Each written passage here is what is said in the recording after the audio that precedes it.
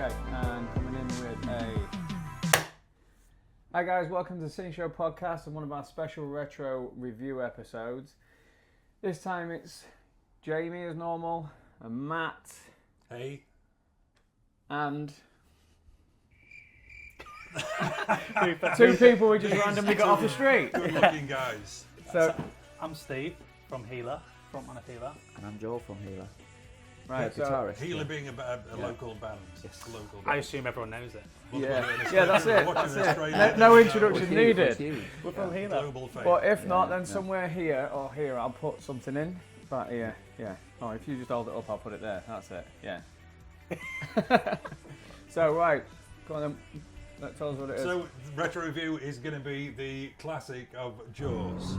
So, directed 1975 by Mr. Spielberg, starring Roy Scheider.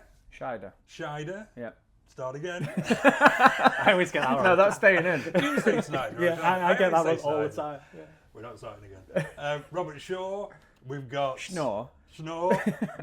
We've got Lorraine Gary. I always say Gray as well. There you go. Yes. And we can't forget Murray Hamilton, the mayor. We'll talk a lot about the mayor. And, there's and somebody we've else got that you've Richard left Dreyfuss. out. Yeah, Dreyfuss, yeah. I'm just correcting everyone's surname. And the plot synopsis, and I like to do a Google plot Yeah, synopsis I've seen because that. I do rely I'd like to hear this, on actually. Google because they write such A good misunderstood shark gets probed. stuff. When a giant white shark, not great, giant, when a giant white shark fatally attacks swimmers on the shores of Amity Island, Sheriff Martin Brody teams up with a marine biologist and a local fisherman to hunt down the creature. Pretty accurate. Yeah. Should we take a look at Jaws? There. Well, a trailer. Yes. I Yes. want full screen. Okay. Should we everyone's start got a here point. and Let's put go? it up there. There. Right there. Yeah.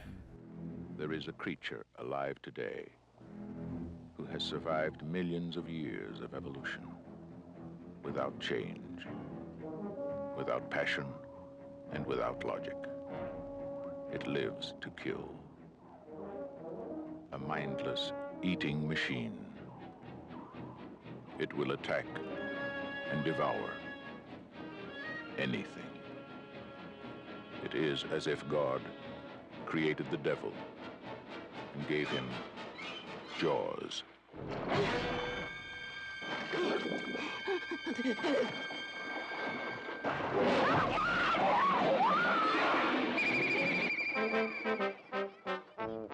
This is Universal's extraordinary motion picture version of Peter Benchley's best-selling novel, Jaws. I just found out that a girl got killed here last week. And you knew it. You knew there was a shark out there. You knew it was dangerous. But you let people go swimming anyway.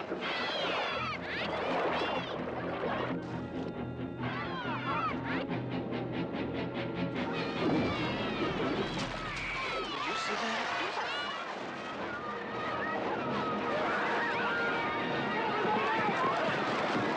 It's all psychological. You yell barracuda. Everybody says, huh? What? You yell shark. We've got a panic on our hands on the 4th of July. Is it true that most people get attacked by sharks in 3 feet of water, about 10 feet from the beach?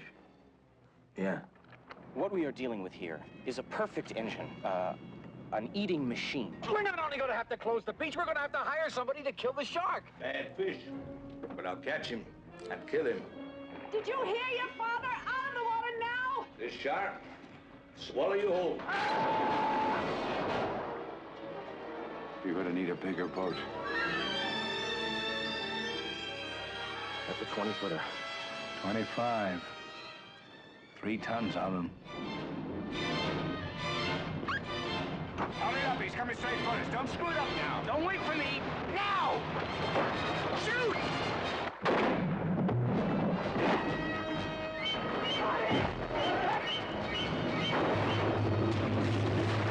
What's he do? Give him room! I can't, he's trying to run! Oh! Come quick! I can't hold it! Hurry! Break it up! Brody!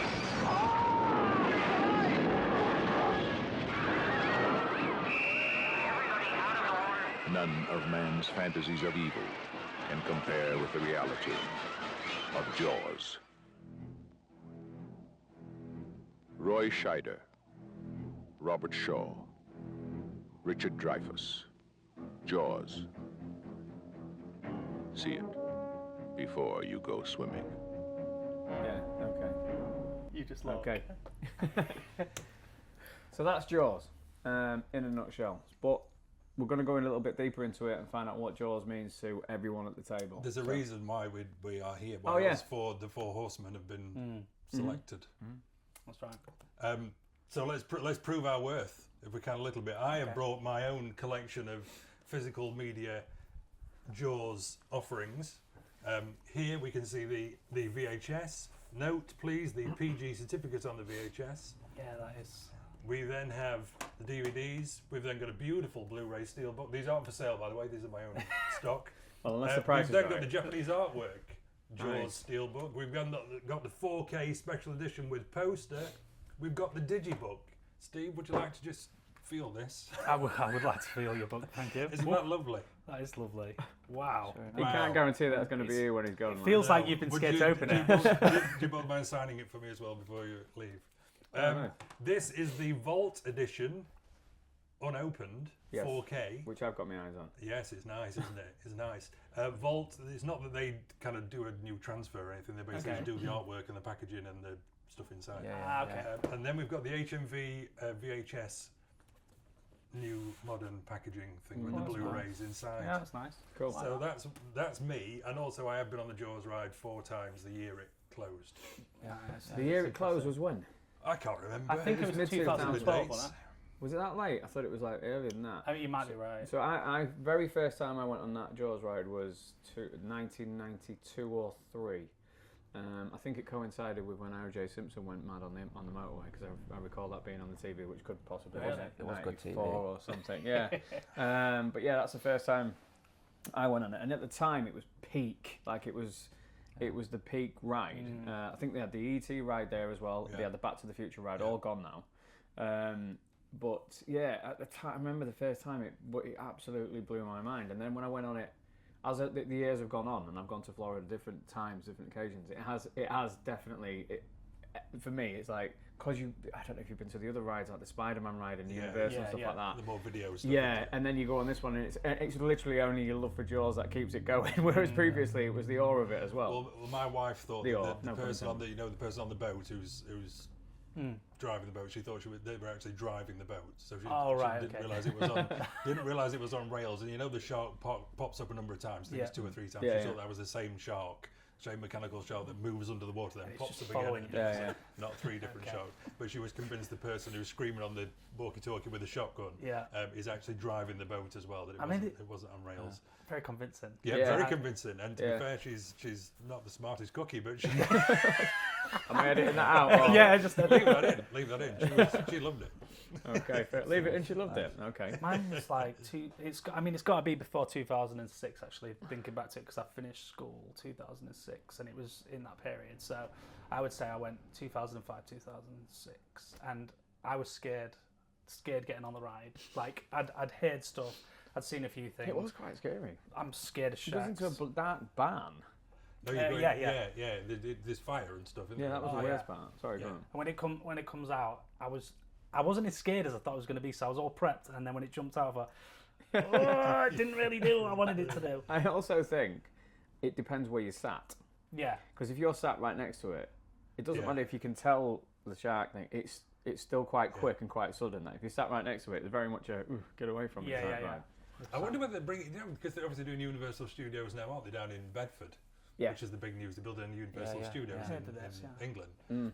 Whether they bring it The- back, because so there's bound I- to be some classic rides on So there. in the brief, I saw that there was. I don't think they're particularly talking about a ride, but in the brief they said their classics are going to be a large part of this, and that's Back to the Future, Jaws, and What about the King others. Kong? Because I never got to experience King Kong. I that was saw awesome. I went on the King Kong That was one. brilliant, Yeah, wasn't it? and there was That an was earthquake brilliant. one as well. The earthquake Yes. one was really think I've good. been on That that. changed into the Yeah. Mummy ride. Yeah, it did. Yeah, It the did. earthquake ride was so Yeah. good. Yeah, but anyway, we're diverging from Yeah. the Jaws. Yeah, and another proof of your worthiness of being here, if you could just please reveal your right arm. Don't know about sound. I don't know what's going to go. I'll get my arm out for you. Speed this up. Get this. So it's like a goofy version of it. No, that is commitment to the film Jaws. So that would have been less scary if that was on the ride with his tongue out. Yeah. I mean, this was Andy Walker. I like the Fight Club one as well, but we'll get to that one another episode. Fear and Loathing in Las Vegas as well. Nice. That, I was on the edge of my seat when that court case was going on. I was like, all right. is that going to have to come off? Is that going to be covered or not? Yeah. My dog stepped on a bee. Yeah.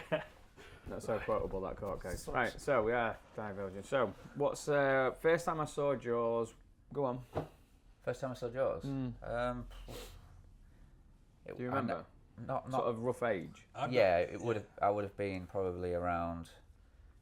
I would say, probably about 7, I think. Oh, really?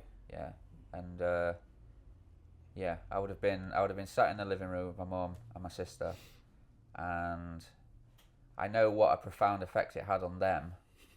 My mum's no longer with us, but she was terrified of the sea. Same with my sister now. Oh, so really? even the score she's terrified of. So just hearing that first note.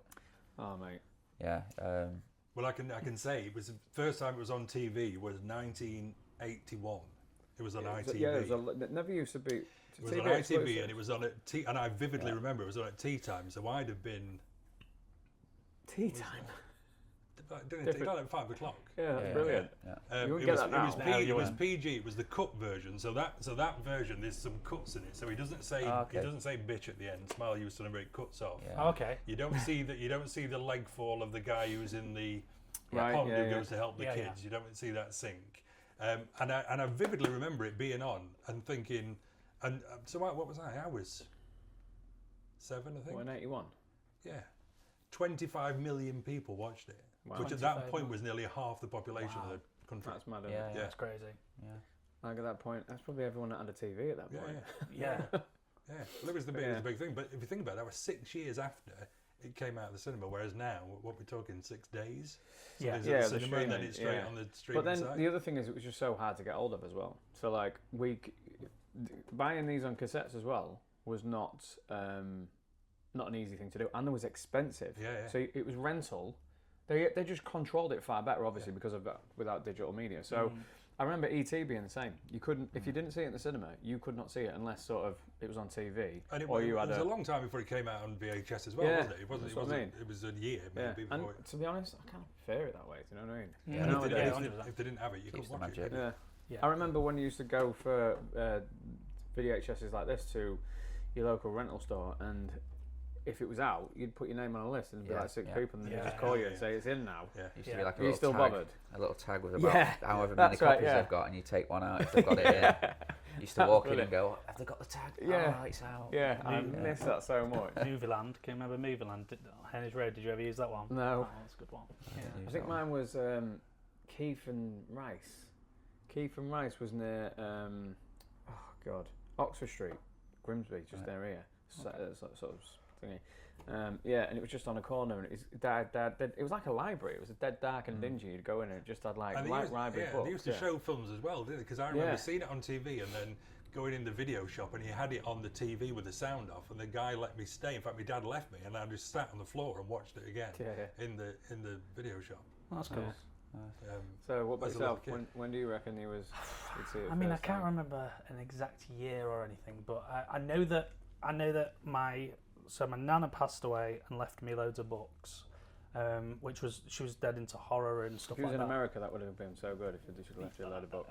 It'd have been so good. But no, she left me loads of books, and there was inside there was a book called The Deep. Oh yeah. That was made into a film, wasn't it? With I don't know actually. Yeah, it was. Nick Nolte, I wanted to say. Yeah, it was. Yeah. I just remember looking at the book, and I wasn't into reading books at that age. I was definitely young enough. I was about 8, I'd say, and that book just made me feel nervous just because her eyes was just like that. Yeah. And it was like under the water, and it looked like the abyss, and it was a bit scary. And then that was my first introduction of those feelings. And then it was around about that time, I'd say like a year later, that I would have watched Jaws, and ever since then, just ruined the sea for me. Not ruin it, but no, but it's actually the same for me. Yeah. So a couple of stories there. I'll go back to The Deep. randomly, a little offshoot, was a Nick Nolte and someone else, another male. I thought Robert Shaw was in it as well. Yeah, I think he is. I think he is. So they're looking for some treasure. Yeah, that's it. And there's a bit at the end where they think he's dead, and he lifts out and he pushes the treasure out and he throws it to him across the thing. Apparently the music, when I was a kid, 5, 6 or whenever it came out, it was one of those things where, when kids go, again. Apparently my dad used to have to keep rewinding it on that bit. Oh, no. But you're saying about it ruining for you. I was perfectly fine when we used to go around the beach here and whatnot. But I think the first time I'd been to like what I'd class as a tropical, non-British beach was around the same time, 92, 93, first time I went to Florida. We went to Daytona, and you could partially see bits under the water moving and stuff, and that changed everything for me, because here you can't see shit. I mean, if it probably is that, but but basically that notion of being able to see stuff move around, I had a massive panic attack in Daytona, like age 13, something like that. And I have still, to this day, not been fully right with it. If I'm in the open sea now, I just have this little moment of, I don't like it. I don't mind going on the sea, boats, ferries, stuff like that, but being in the sea on my own. Yeah. And this is definitely responsible for it. We were saying, weren't we? What was your... Because I was saying that I still, to this day, don't like to go under the water somewhere where the sea's clear, under the water and look out into the blackness. I don't like that. I can imagine... The shark coming at me, but you were saying, what was your example?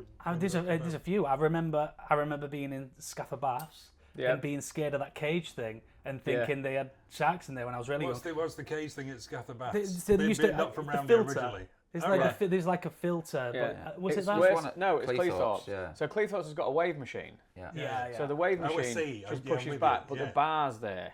And they are... So when we did... I know what you mean. So we've spoken about this previously. So my company, CineShow, we did a screening of Jaws. I don't know if you was there. No, and I was speaking to you about this because I actually remember you doing that, and I really wanted to go. But I also remember being a bit jealous because that was actually one of the ideas I had for my installation video piece at college, I believe, or university. I never got to do it. It's so hard to achieve something like that. So what you did there, like basically, that I just got laughed at. Oh really? Like the idea. Never mind. You obviously went and got all the rights and all that stuff. Like I mean, I didn't even go down that far. I just basically was sat there as a kid, like I have a dream. It's like no. Well, I mean, I'll be honest. That's pretty much how it started for me. Right, so okay. So I took my daughter swimming, and I've been in that swimming pool millions of times. So and I remembered like the end. And I was sat at the back, and I was just thinking, hang on, could have a screen there. We could have a taper here. We could do this. We could have some divers like pulling people's ankles and stuff like that. And it literally unfolded. It's just the shape of that pool. That shape of that pool is so weird, isn't it? And since I've had loads of community people like from Boston and Newark and Peterborough all contact me to say, can we do it in their pool? And it's a square Olympic pool. And I'm like, I can't do everything I've done here because it doesn't work that way. Yeah. But when we was promoting it, I said to all the crew and the cast that some of them aren't from locally. I said, you don't need to worry too much about it. Those bars at the end of the thing is basically doing like free promotion because everybody that was swimming that pool and they was younger would have that same fear. So presenting it to people, we didn't have any problems. We sold out like 3 nights and it was so good. But yeah, no, it's like the fear of that. I think it's an ace idea. Like I know that would add an extra element because as soon as you do like VR shark stuff, like I remember experiencing PlayStation 1 VR for the first time in our local game store. Right. Yeah, there's a diving thing. Yeah, and you go in that cage. It's pretty good. And it's amazing. And I remember I went on it 3 times or something. It's like 15 quid to go on it 3 times. But I just remember like when that shark comes, I thought, I'm getting all those feelings again. I'm getting all those feelings again, but in a new level because it's like VR. But the experience I remember, I told you about, I was in Turkey and my dad let me jump off a boat on a boat trip. I'm swimming in the water, it's all good. I'm not thinking about it at this point, I'm enjoying myself. And then he starts singing the theme tune. And I'm so far away from him and he's laughing his head off while still doing the tune. And I'm just like, even though logic's gone. Gone. Like it doesn't. I don't even know if it's even possible in that location, but I'm just like as fast as I could. It's horrible. But that's a testament to John Williams' score. How that was, and he does that for everything he does. Like, I don't want to keep veering off to other stuff, but when I was looking at, I had a playlist of John Williams, and it was the Harry Potter, and it's like, this is, forget about if you know what film it is, your brain will say this is like wizard music. So the way that he created this is like a fear factor.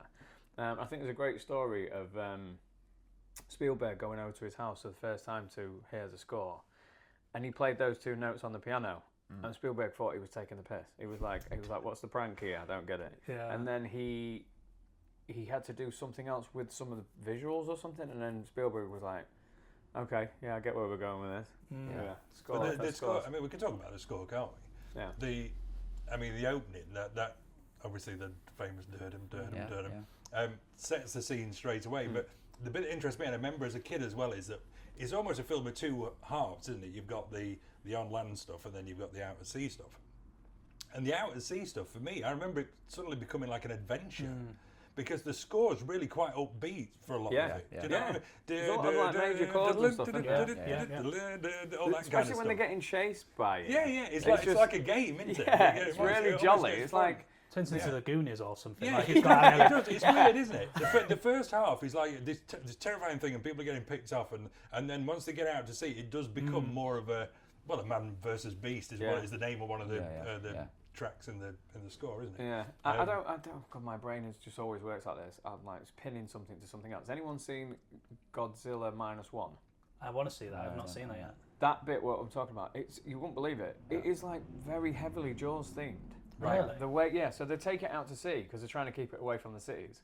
Yeah. And then they find it, and then they just kind of find a pace that that they stay in front of it. But it's the way they try and get rid of it as well is very much like Jaws. I think the director actually said it was his inspiration for the film. But as a Jaws fan, if there's any Jaws fans that don't mind crossovers, Godzilla -1 and the score for that as well. It's not like a lean into John Williams. Okay. But there is a part in it because I think the composer of that. I'll put the name somewhere here. He did say that whilst he didn't want to copy it, he took like there's a part in it where there's just 3 notes for quite a long time. It's like dun-dun-dun, dun-dun-dun, dun-dun-dun. But those notes then drop down dun-dun-dun, dun-dun-dun. So that was a bit of a homage to that as well. But if you haven't seen that, bit of a side thing, definitely watch it. People never sing theme tunes, do they? I do. You know, like a band's never done a vocal. Jaws. You know, like something like Raiders of the Lost Ark. Okay. No, the singer in a band. You know, like you'd never think of it. Right, let's do a cover of Raiders of the Lost Ark where you're singing the tune. We're in Cleethorpes by the sea. No, not words. Just the tune. Where everybody's. I think there's a reason for that. I mean, but it's never been done. I think as far as I'm aware. When you're halfway through, I think it'd become apparent why it's not been done. At first, you're like, yeah. It seems like a great idea. So there's an Irish folk singer called Foy Vance. I don't know if you heard about Foy Vance, but he does like 80s. Sometimes he break into an 80s TV theme, and he did Cheers. A gig I was at, where everybody knows. Okay. And he's getting. I'm just talking. Yeah. You're on about just like the score. He just wants me to singing the score. Dun, dun, dun, dun, dun, dun, dun. I don't know if we've got the rights for that. Guitars and drums in the back, and you'll become the wind section of us, but vocally. I mean, I've got the most awkward job because I've got. What he's trying to say is, can he be your manager? Yeah. I like the direction you're going to take us in. I don't think it'll work. It was a bit like your idea of having Jaws in the swim baths, and again, the dream was just shattered. The dream was It shattered. turns out it works. It works. And somebody will be doing this. I just picked up the baton, mate. The score band. The worst thing is, I heard how good it was. People told me how good it was, and I didn't get to experience it. So can you just do me like a private one in my bath? You know what's so funny? I heard somebody put on Facebook a comment about that, saying, I think the tickets was 18 quid, something like that. And someone said, 18 quid to watch a movie from the 70s. I think I'll just watch it in my bath with a TV at the end of the thing. And I was like, that sounds awesome. And dangerous. I'll join you. Yeah, incredibly But dangerous. either way, I'll do that on my own.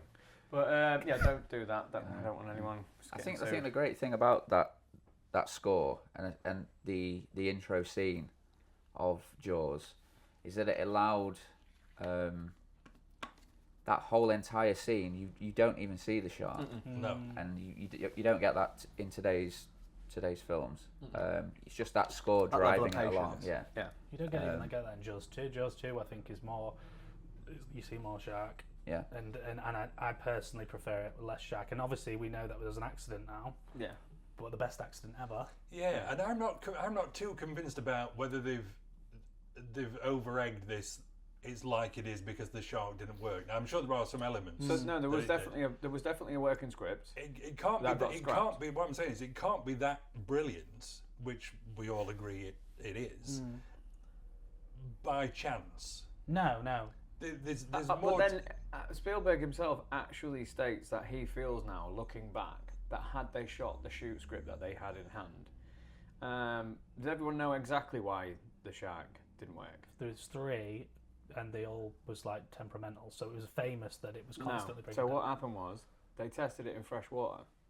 Oh yeah, so And then they got it in the water, the sea, and the salt messed with the fucking electric, so everything stopped working. So that's how they got where they got to. But Spielberg was already on thin ice, and he was shooting that movie because George Lucas had managed to give someone to give him a little bit of a leg up. At that point, whether it was Jewel or Sugarland Express, his movies was good films, but costing the studios a fortune. Spielberg was not the banker that we see now. So he was on real thin ice. It's not like if it was Spielberg now and he's like, right, I need another 50 million. They're just going to go, there you go. We know we're going to make it back.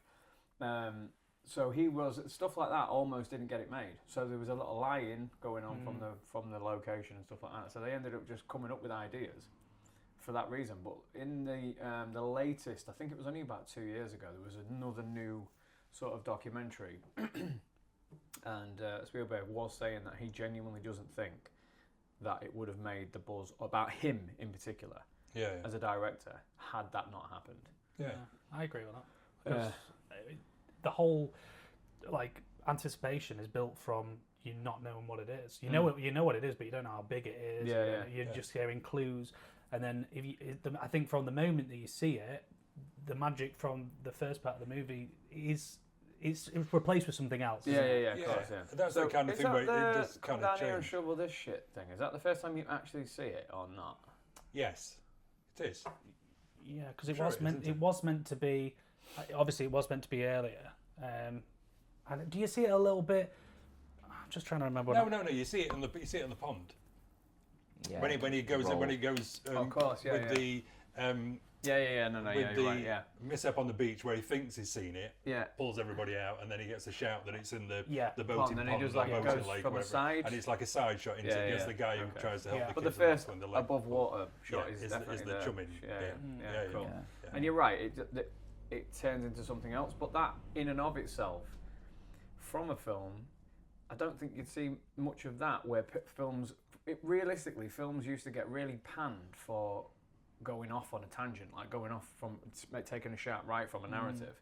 But in that case, it felt like you was getting your money's worth because, it's like, all right, we're sitting in our seats now, game on, type of thing. Yeah. And then obviously you get your climax and stuff like that. But if you think of something like The Meg, so kind of the newer shark films where you obviously see it from the kind of the very, very beginning, it's a much more what's the word? I can't say the word. There is an element of not quite seeing the whole megalodon, but it's a much shorter period of time. It's like 10 kind of 15 minutes. I saw that. China. Really weird. And then it becomes an action film from the beginning, as opposed to being. It's not even slightly scary, really, is it? I suppose, apart from the imagery of it kind of being underwater in the dark and stuff. Which is what you're saying in Jaws. You get the bit where you can't see the shark, which is the scary bit, and then it turns more into a kind of an adventure. On that matter, what's everyone's kind of best homage to Jaws? I think Deep Blue Sea was pretty good. I like Deep Blue Sea. It's good. Yeah, LL Cool J, yeah.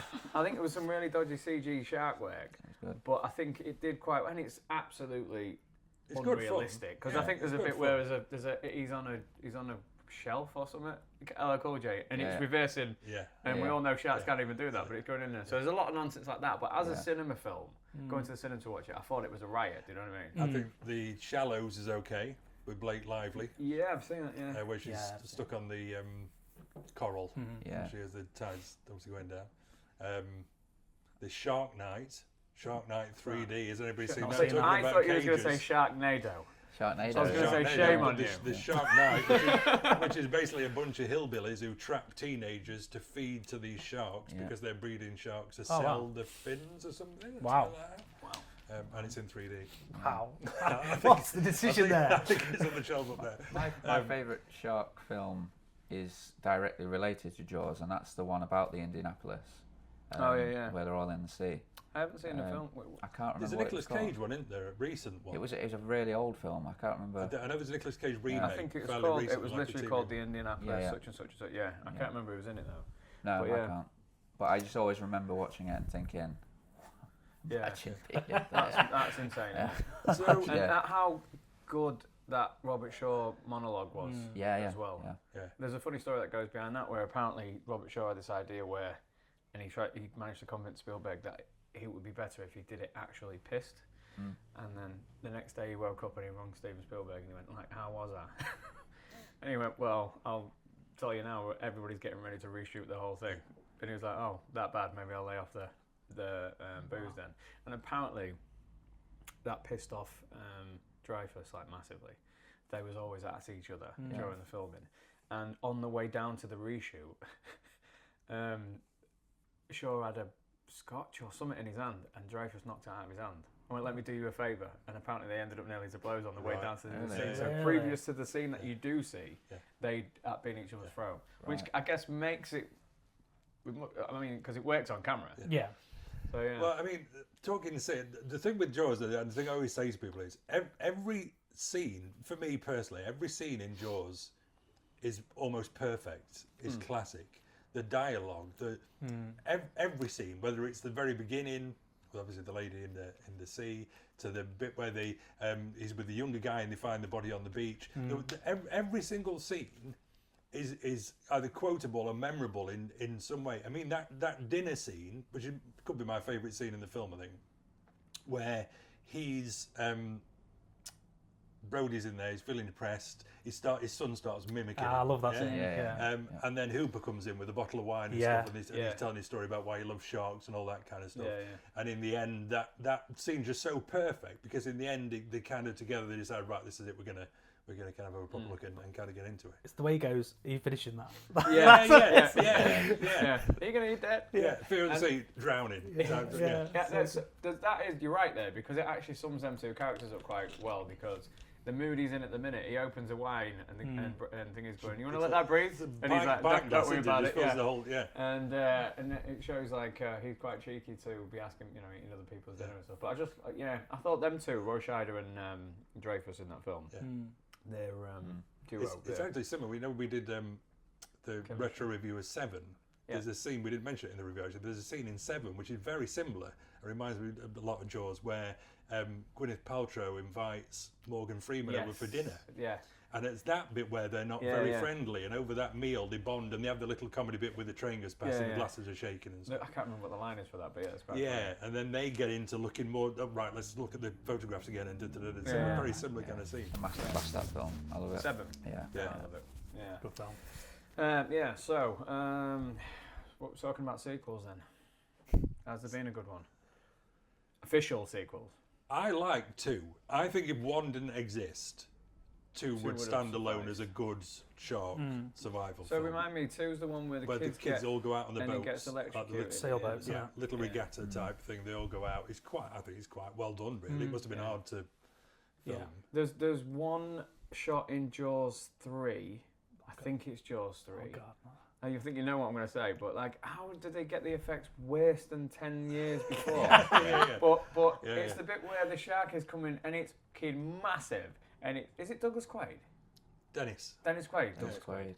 Oh, going back to Total Recall. Total Recall, Dennis Quaid. So it's like the shark's coming in slow motion. It's like really bad green screen madness. And then its nose hits this window. And it just all shatters around it. Yeah. But the shark stays completely still, doesn't it? It hits and it just freezes on the shark. It's one of the worst shots in cinema. I think it's for that alone, I can't even accept it as an official sequel. Do you know what I mean? But I remember the second one was okay. That's the one. That scene, it's just there, isn't it, for the 3D? Oh, was it 3D? Yeah, that's why it's there. That's the only reason they shot those scenes like that. This is why you get the dolphins coming out for the food into the camera. Yeah, that's right. Yeah. Now in that essence, I mean, I could imagine it being a little bit more thingy then. Yeah, I've only seen that in 2D. So there is shots where you're thinking, I mean, they're holding that for a reason, but it's just there longer than it should be, but it's there for the effect. So I probably would like to watch that in 3D, but I'm assuming my opinion won't massively change. And it's the old 3D where you got the red and green, the cardboard glasses. I love that. So going back to the original then, so scenes then. So I said about the dinner scenes, kind of what are other people's most memorable moments, I guess, of the original. I love. It might be a bit cliche, but I absolutely love the "Show Me the Way to Go Home," the Indianapolis thing. I just feel like that could stand in any movie. That acting, that the chemistry between those three, it could have been about any subject. I just thought that was a really good, well acted, done thing. I love the Jaws shot. You know, that camera angle where it like just shows you his face, and it's just like. That one is the perfect thing ever. I love that. Which one was that? Where he sat on the beach and then it's like the contra zoom. Yeah, that is so just. good. I've recreated that in my life so many times, or tried to. The dolly zoom, yeah. What is it then? How's that done? So you zoom in and track out at the same time. So you zoom in on your lens, but you physically move out, and it counters it. So it changes your focal length. And it's now called the Jaws angle or the Jaws shot or something like that. Yeah, it is. Yeah. And believe it or not, just the other day. My daughter's football. I'm putting a video piece together for her, and I was just trying to set up the zoom and thing and watch. Oh, Watch this, watch. See, it's so cool, like disorientating, and I've done that on so many bass players in my time. Like, having to film it, just so many. But it's weird. It's like that shot. You say, I absolutely. It's so weird with you. I've got such an affection for it. It's almost like. Feels like kind of one of the family. It's a very weird thing. So even like that shot that you've just been talking about, I have a real love for. Not just as in, oh, that's a cool shot. But the score makes it as well. The whole everything about the film. I feel like I have some kind of weird kinship with. Yeah. There's only really Jaws, kind of Back to the so Future. wholesome. It's all nostalgia. A lot of it, you know, from when you saw it when you were a kid, and now it. Because at that point you were a lot more impressionable, and it kind of sunk in a lot more, I guess, didn't it? But I have a real connection to Jaws, but obviously you do as well. Like you own it or something. Like you own it. Just for you. Yeah. The way I'll go about that is like it's one of the few films, and there's probably like a handful. If it's on like regular TV or something, or someone else is watching it, I'll watch it till it's done. Yeah. Like I don't think there's ever a time where. It's on, I'm like, I'm not bothered about that. And this is going from someone who literally watched it, and this is no joke, 20 to 30 times in the space of a month in prep for the show we did. Okay. Like, I watched it, and a little story about that was, we had some divers in there who was doing things at a certain time and in time with the film.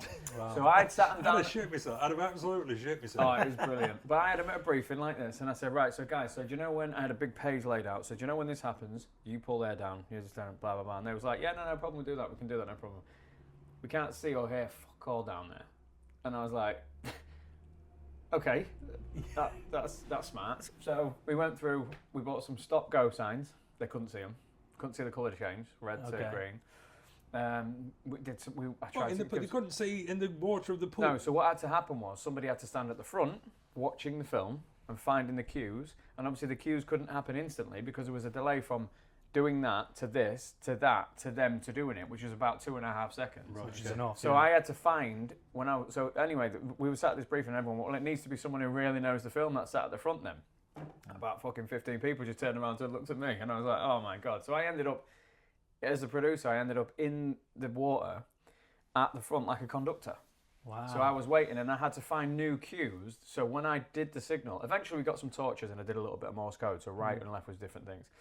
But I had to do it not when it happened, but I had to find a new cue. So it might be when someone says a word or something, and by the time I've done done this and done that, and they've done the action, it happens exactly the same time on screen. Okay. So you see something happen, and you happen in real life. So you had to memorise a bit that happens before. Oh God! And the absolute fuck up that I made as well was, I don't know if the divers did advise me or not, guys. If you did and I went against you, I'm sorry. When we did rehearsal, there's no point in rehearsing the whole thing because a lot of it is just watching the film. So we only rehearsed the live action pieces and the effects, which was 2 minutes, 3 minutes at a time. So I'd go in, tread water for 2 minutes, and then tread water for that thing, and then we'd never really rehearse the whole thing because what's the point? So we rehearsed all the things we were going to do. So the first show, was the first time I was there treading water for 2 hours and 12 minutes at the front. And everyone else was in a little rubber dinghy and a little boat.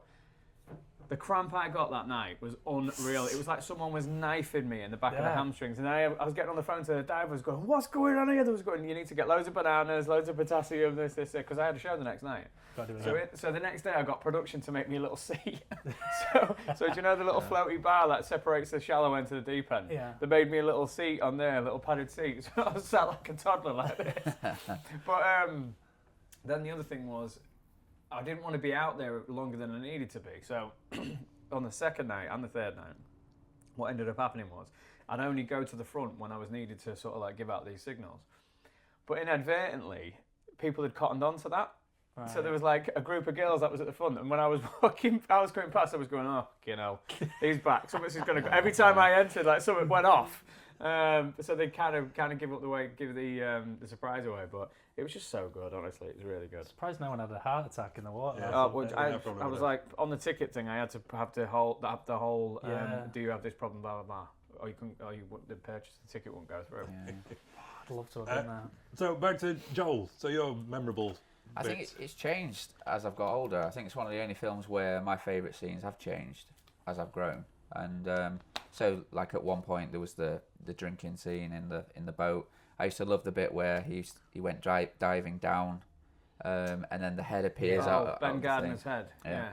Yeah. But the most recent favourite memory is just one line in the film where he just turns to his son and he says, "Gives a kiss." Yeah. And he's like, "Why?" He's like, "Come over here and give me a kiss." Yeah. And he's just like, "Because I need it." Yeah. That's that dinner scene, isn't it? When they've been mimicking each other. Good. Yeah, that's nice. On the Ben Gardner's bit, the editor, female editor, I can't remember the lady's name, and Spielberg, they did a test screening. Tested really well, but they just felt there was a lull in the middle, and they wanted one more jump scare in there. And so Spielberg went to the studio and said, look, I feel like this, and apparently the studio said, you've had enough. So he spent 30 odd grand building that boat in the editor's swimming pool in the back garden. Okay, yeah. And then they made the water murky. Right, okay. And they shot it in their back garden for 30 grand just to get that extra piece in. It was one of the best. And it, obviously, it's one of the most iconic bits. Also, as well, from what I understand, there's two different versions. There's one where there's a very quiet score underneath before the head pops out, and then the other version, which I think was the one I've seen the most, where it's completely silent and the head just comes out and kind of gets you more, doesn't it? Definitely. Jamie, favourite memorable bit? I think I just said the drinking scene. Oh yeah, of course it was. Yeah. Sorry, mate. Yeah. The cage. We're not mentioning the cage. Nobody's mentioned the cage. The whole cage. Yeah. If I had one criticism about the film. Oh, don't. Yeah. Don't. No. We may be fighting. Yeah. Don't criticise Jaws. If I had, cage fight. we are the one that asked for a fucking remake.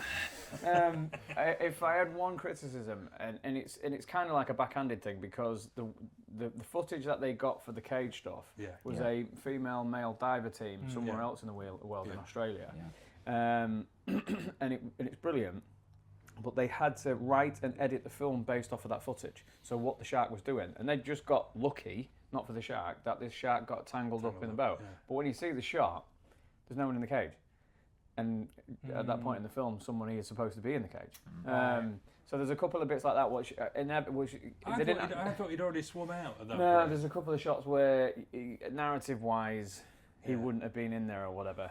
He should have been in there. But then they can't really scrub it out with CG and stuff like that, so I get why they did it. But then there's also one of them where he first hits is actually a miniature.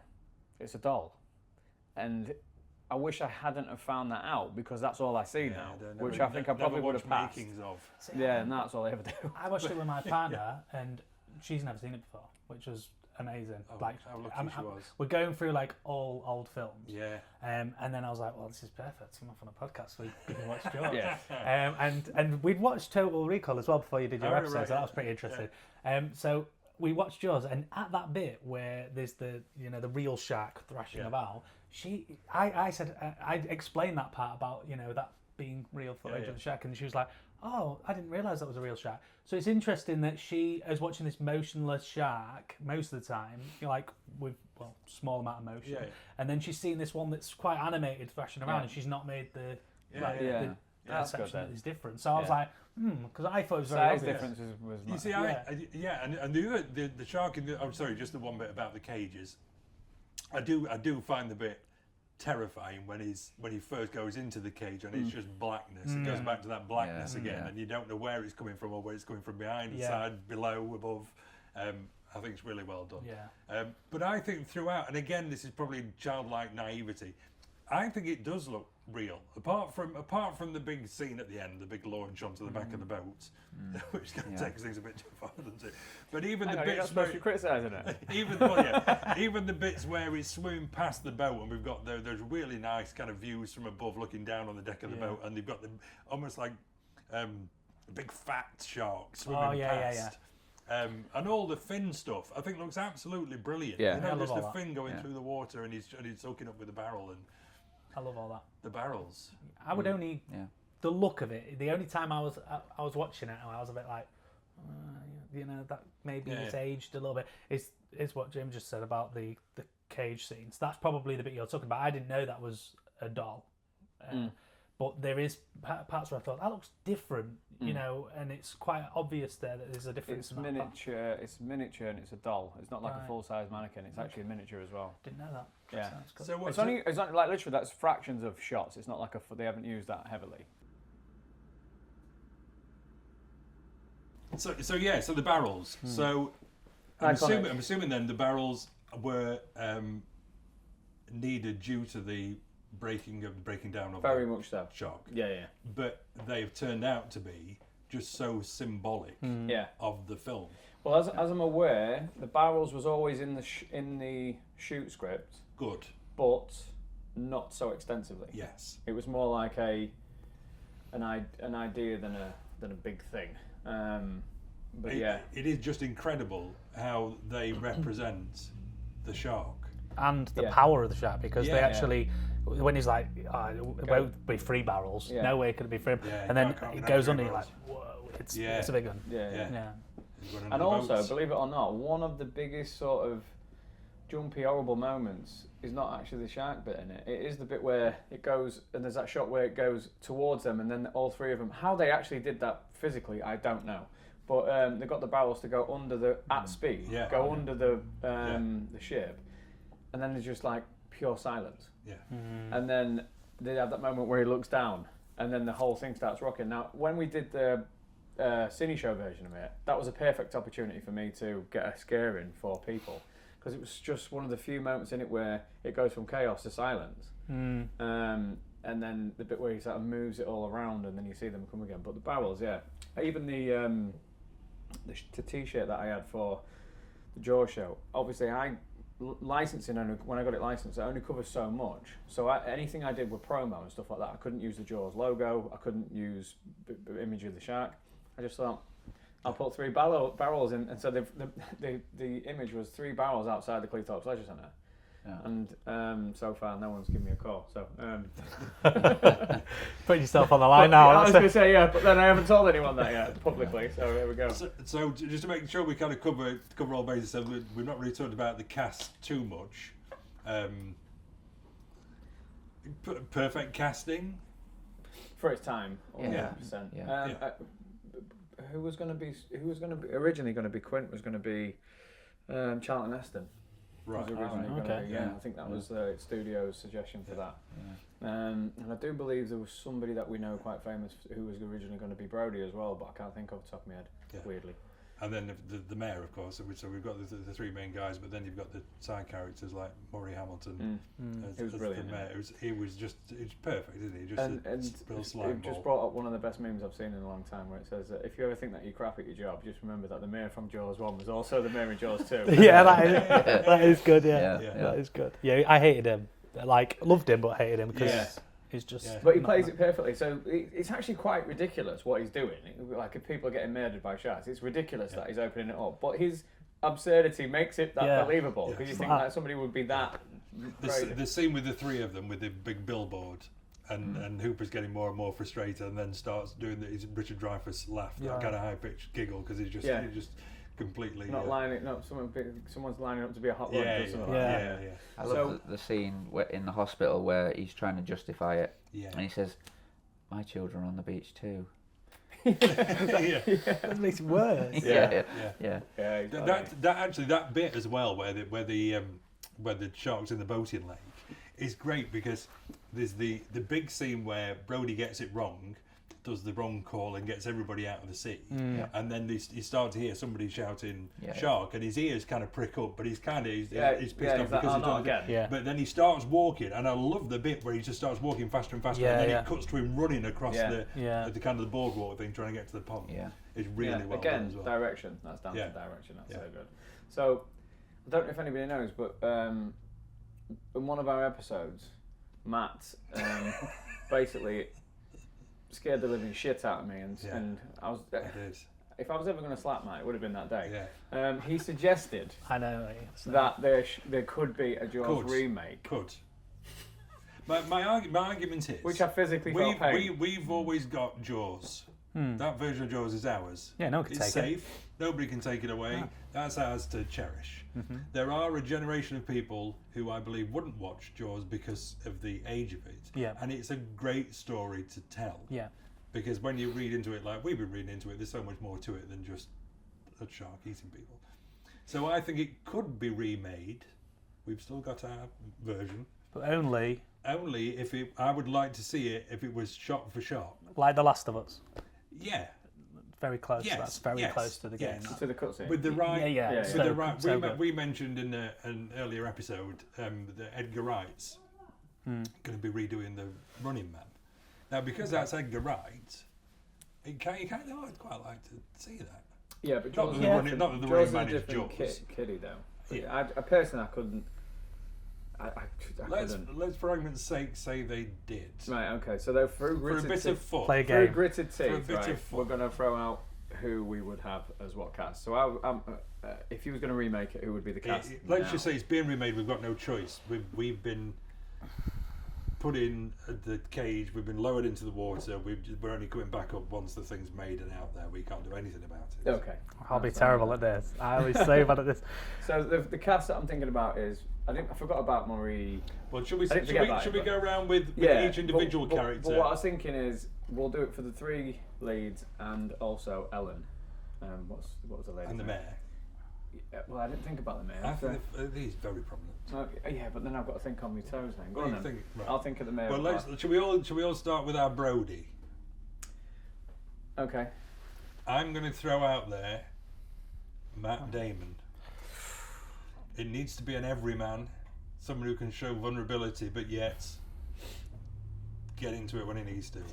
I would say that would work. Would or wouldn't? It would. Yeah, it would. I think that'd pass. Yeah. Who would you say? Let's go kind of clockwise then. Interesting you said that. Well, mine was. What if we get a duplicate? Yeah, don't matter. No, go this way then. Okay. Brody. So Brody, I've got Matthew McConaughey. I like him. Is he a bit cheeky? Yeah. I think I can be. I like him. I'd rather have McConaughey as Dreyfuss's favourite. No, Dreyfuss, because he's got that cheekiness about him. Yeah, but I mean he's an actor, so he can do whatever he's told to do. And he has done a lot of serious stuff like that. Yeah, so you have to be a bit less surfy. Yeah. The chief of police. That's what I mean. Yeah, and I mean he did play. Have you seen True Detective? Yes. God, yeah. He was amazing in that. Yeah, so I'm thinking, yes, as True Detective person, yes. Yeah, that's what I'm thinking. I'm thinking he's an actor, so he'll change his personality to fit it. Yeah, but some can't, some don't. Yeah. So we've got Matt Damon, we've got Matthew McConaughey. This is for Brody. Joel, what's your thinking? I don't know. Maybe someone like Nathan Fillion or someone. Oh, okay. I do like Nathan Fillion. Yeah, he's not in enough. Why he's not a super megastar is I don't even know who that is. Firefly, Serenity. Yeah. No, still no. He was in. What's the horror one? With the Slither, the remake of Slither. Yeah. Right. What's the He's so funny as well. And he's I know him a lot. Oh yeah. I see it. Like the producer showing you stuff. Yeah. Yes. Good shout. Yeah. Okay. Yeah. So I do know you're on about. Okay. Mine was Christian Bale. Okay. Yeah.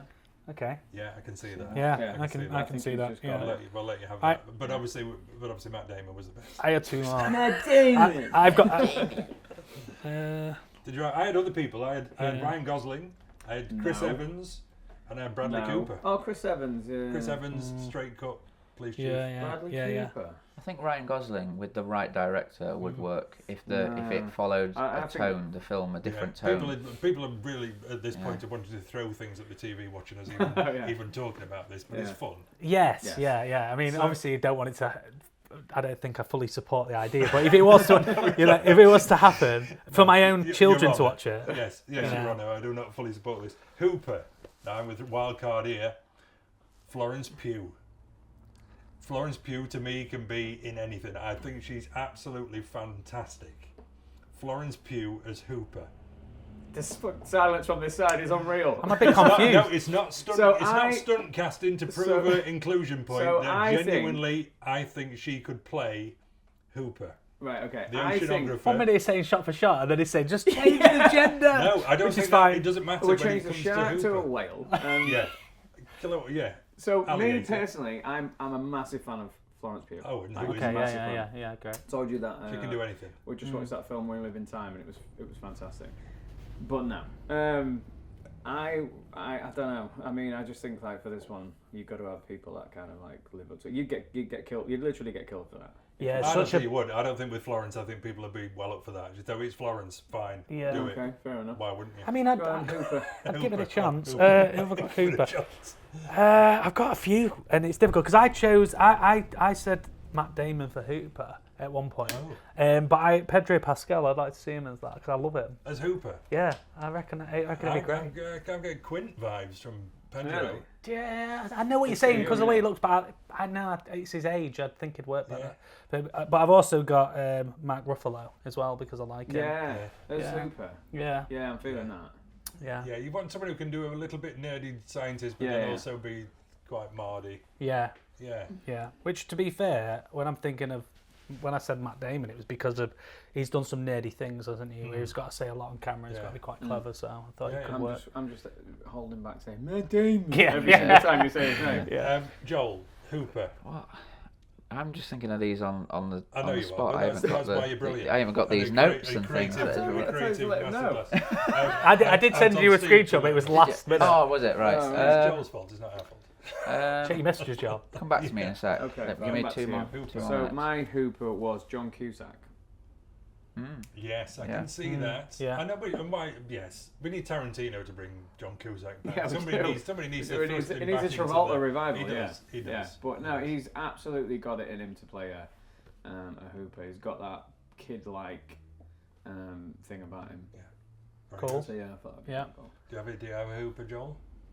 I don't know if I do, no. No, you've heard the ones you've heard are so good you don't need one. Yeah, so we decided that Florence Pugh would be best. Florence Pugh, yeah. Florence Pugh for Hooper. Yeah. Quint. Now I've only got one person down. Michael Keaton. Wow. A growly Michael Keaton. Old, gnarly. Decent.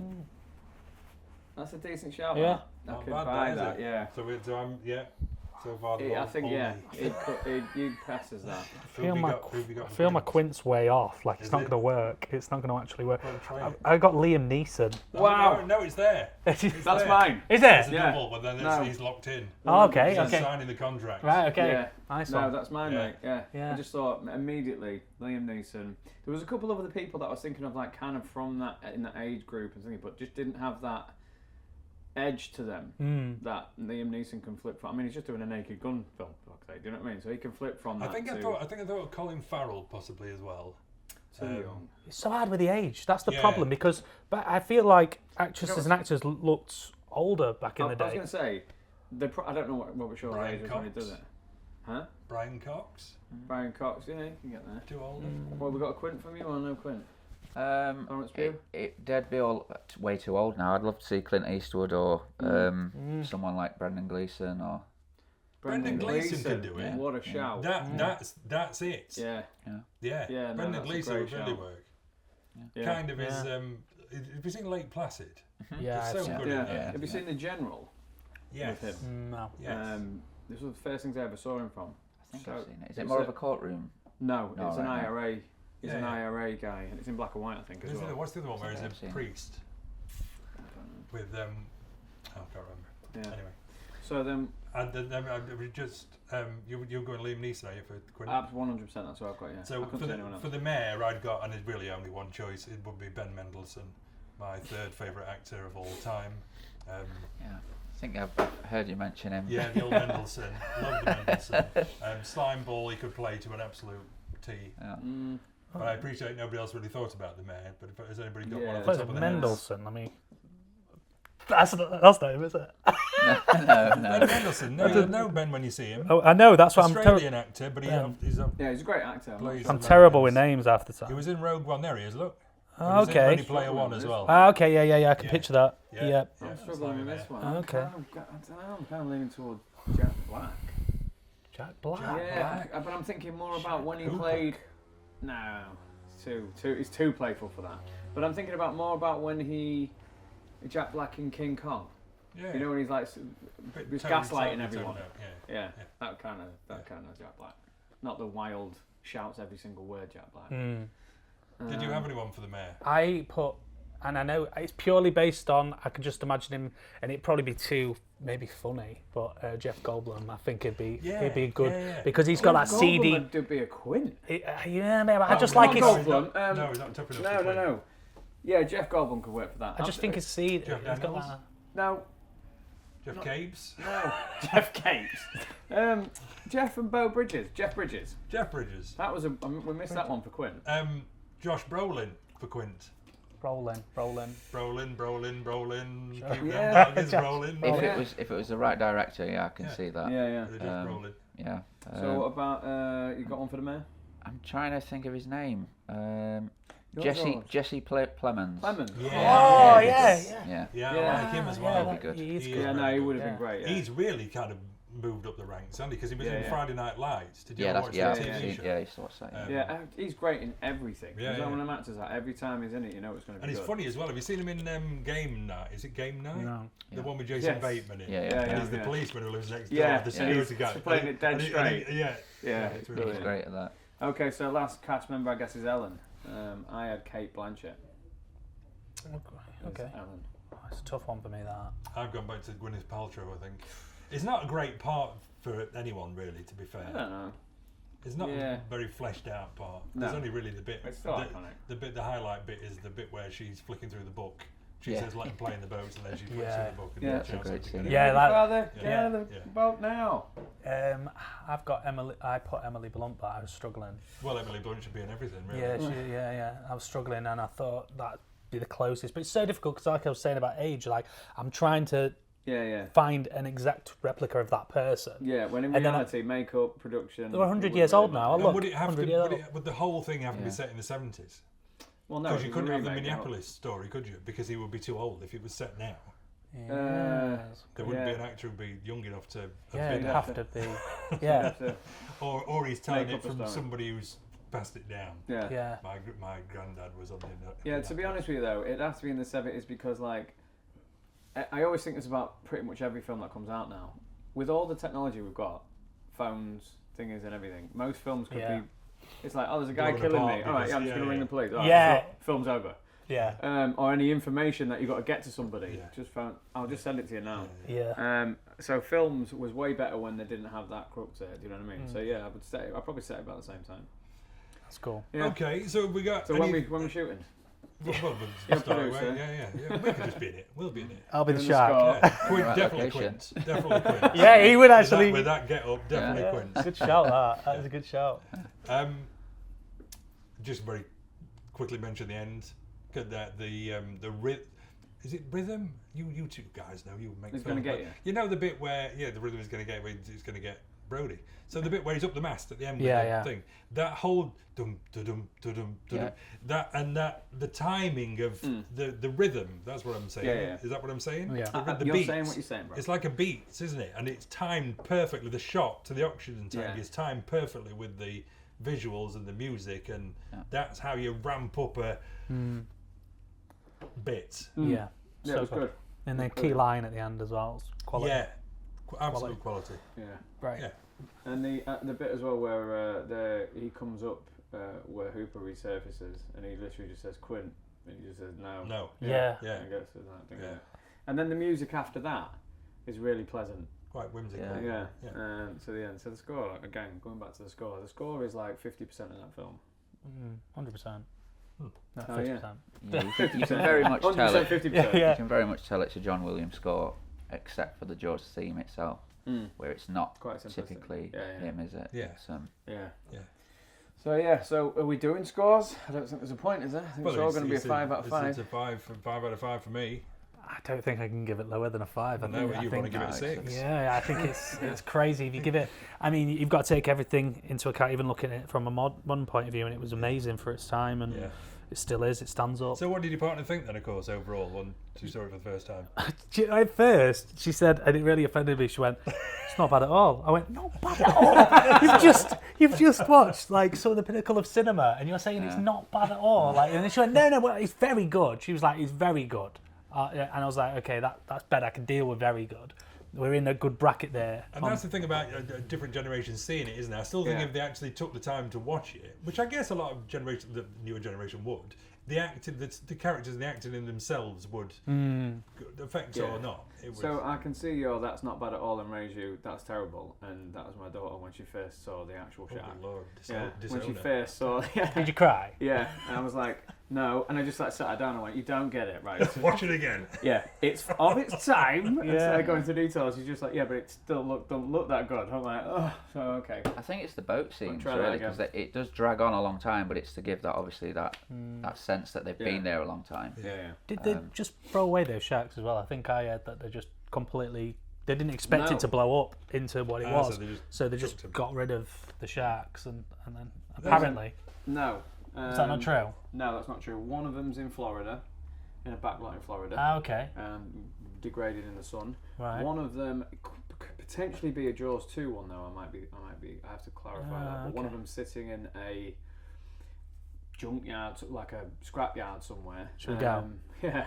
And one's a wheel, one's there. But the one in the one in Florida is actually a mechanical one that's had the mechanical bits taken out of it, so you can actually see on the side of it. Oh, wow. But it's been in the sun fucking ages, you know what I mean? Yeah, For a long time, it's in the back lot there. For a long time, they didn't weather it. They didn't put a roof over it or anything, so the elements have just had it now.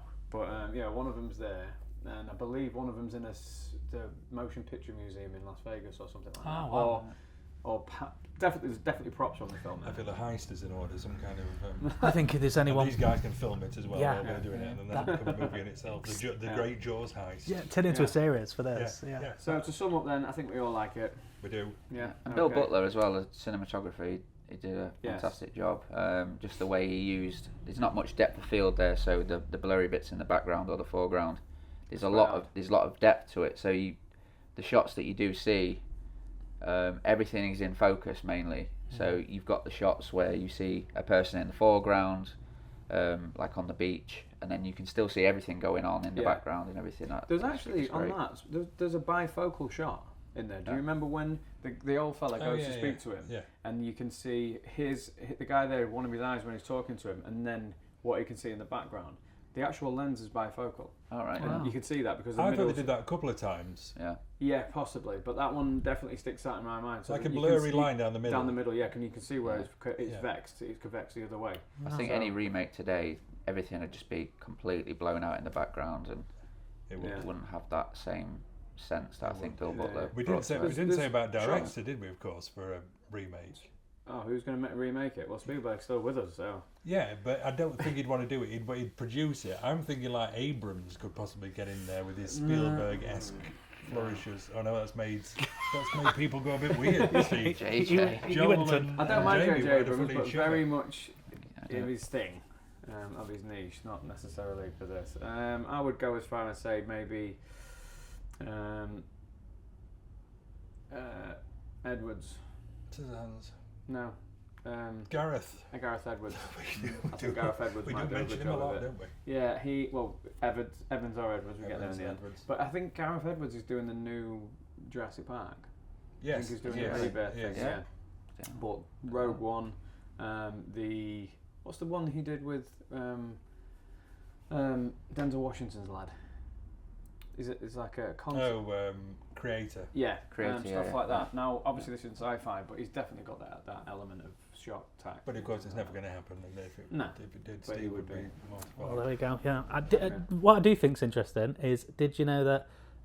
And again, I learnt this at college. I don't know if it's true. You'll probably tell me it's not true. But apparently, that's how they got the funding for the Alien movies, just by saying Jaws in space. Yeah. That was a pitch. Brilliant pitch. That just sounds so good. It's like, I get it now. And it very much is, isn't it? I'd love to see Fincher doing it. You know, like a really dark version of Jaws. Yeah, well, do you know what? Fincher's my favourite. Up there is my number 2, maybe number 3 director ever. But I was thinking about remaking it to use on about like the same style. If he remakes it, it's completely different. There's going to be. The shark's going to have some kind of like, the reason the shark's killing everyone is because it's got some kind of twist. You may never see it. Fetish. Yeah. So he's the 8th deadly sin. Yeah, but I still do a good job of it. Right, okay, so cool. How are we wrapping up?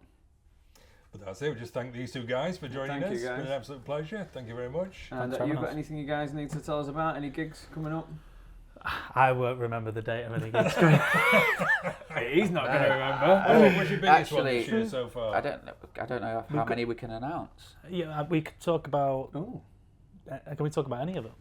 Oh, can we? Yeah. I think. I don't know. I don't actually know the rules. Someone's at a festival. No, we're not actually. Oh, we can talk about the one. Yeah, the Shop Local Festival, can't we? Yeah. We're playing that in August. That's it. Yeah. I'll put them details up. Yeah. Which I can't miss that because it's. When is it?